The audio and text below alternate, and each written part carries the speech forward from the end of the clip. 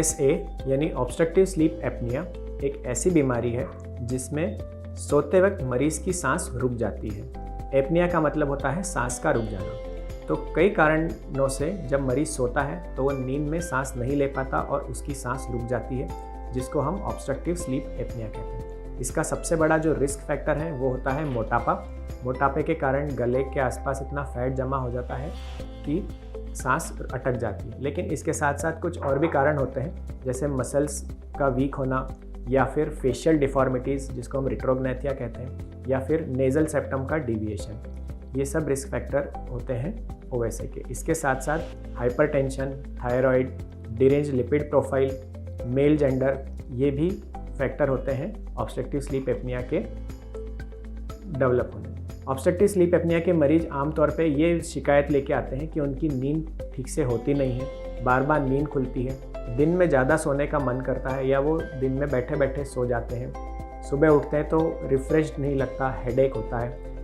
मरीज़ के अटेंडेंट ये कंप्लेंट लेके आते हैं कि मरीज़ जो है वो बहुत ज़ोर से खर्राटे लेते हैं, कई बार इतनी ज़ोर से लेते हैं कि दरवाज़ा बंद होने के बावजूद बाहर सुनाई देते हैं। मरीज़ के अटेंडेंट ये बताते हैं कि हमने अपने मरीज़ को सांस रुकी हुई देखा है और उनको उठाना पड़ा है, तब जाके उन्होंने सांस लिया है।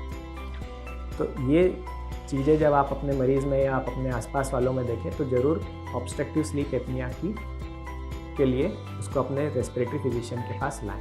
ऑब्स्ट्रक्टिव स्लीप एपनिया का डायग्नोसिस कैसे होता है, तो इसका जो गोल्ड स्टैंडर्ड डायग्नोसिस है उसको हम कहते हैं पॉलीसोम्नोग्राफी, या फिर सिंपल भाषा में कहें तो स्लीप स्टडी। इसमें हम क्या करते हैं कि मरीज़ को एक मशीन सोते वक्त लगाते हैं ताकि उसको कितनी देर तक सांस रुकी, उसको ऑक्सीजन कितना कम हुआ, उसने खर्राटे कितने लिए, उसकी हार्ट बीट कैसी रही, ये सब चीज़ें मॉनिटर होती हैं और वो रिकॉर्ड होती हैं। लेकिन ये स्टडी करने के पहले हमें कुछ बेसिक ब्लड टेस्ट और स्पायरोमेट्री करानी पड़ती है ताकि हम ये पता लगा सकें कि ऑब्स्ट्रक्टिव स्लीप एपनिया के साथ कोई दूसरी बीमारी तो नहीं है, जैसे डिरेंज शुगर होना या थायराइड होना या लिपिड प्रोफाइल डिरेंज होना। अगर ये सब डिरेंज हैं और हम इसको सुधारें तो भी वो ऑब्स्ट्रक्टिव स्लीप एपनिया के मैनेजमेंट में हेल्प करते हैं। इसका जो सबसे अच्छा तरीका है ट्रीटमेंट का वो होता है नॉन इन्वेजिव वेंटिलेशन, यानी कि एक प्रेशर से मरीज़ को हवा देना। इसके 2 मार्ग होते हैं जिसको हम CPAP या BiPAP के नाम से जानते हैं। ये प्रेशर से हवा देते हैं ताकि सांस आने जाने का रास्ता है वो खुला रहता है। इसको हम इंग्लिश में न्यूमेटिक स्प्लिंट कहते हैं, जिसका अर्थ होता है कि हवा जो है वो एयरवे को खोल के रखती है। जब एयरवे खोल के रखते हैं तो मरीज़ जो है वो अपनी सांस अच्छे से लेता है, उसके खर्राटे कम हो जाते हैं, उसकी अपने नींद में सांस रुकने की जो फ्रीक्वेंसी है वो कम हो जाती है। जैसे ये सब ठीक होता है तो मरीज़ की नींद अच्छी हो जाती है और उसके दूसरे सिम्टम्स भी कम हो जाते हैं।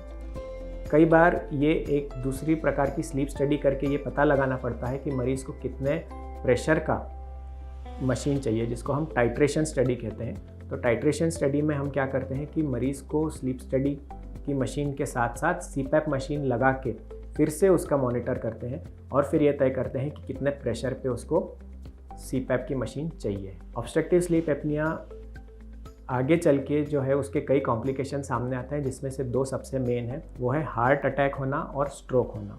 तो अगर ऑब्स्ट्रक्टिव स्लीप एपनिया ठीक नहीं हुआ तो मरीज़ को हार्ट अटैक और स्ट्रोक होने के चांसेस बढ़ जाते हैं।